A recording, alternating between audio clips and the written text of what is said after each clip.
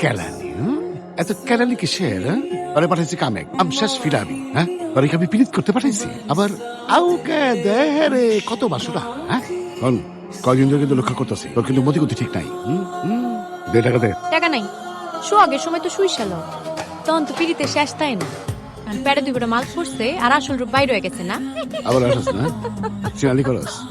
এই আসির কি নষ্ট নেই আমার কথা।